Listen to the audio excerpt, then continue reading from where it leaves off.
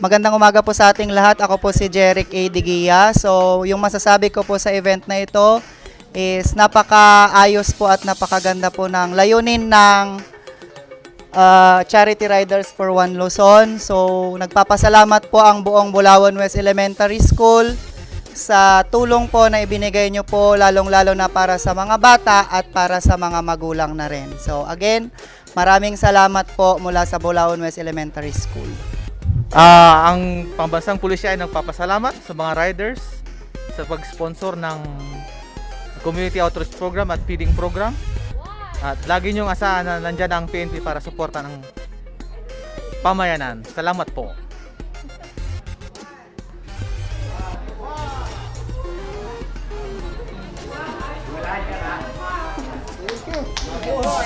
Ayan, maraming salamat mga kagulong sa mga lahat ng dumalo na mga riders, na mga grupo. Thank you sa support nyo sa Charity Riders for One Luzon. Salute!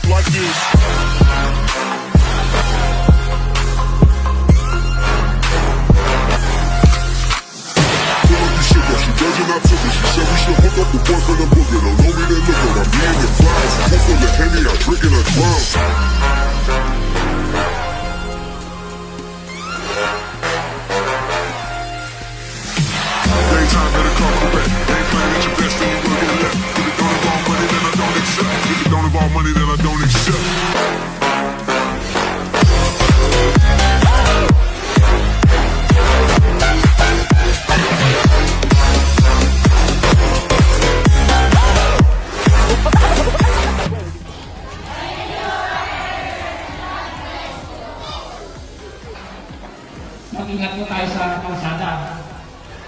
Marami pa tayong matutulungan.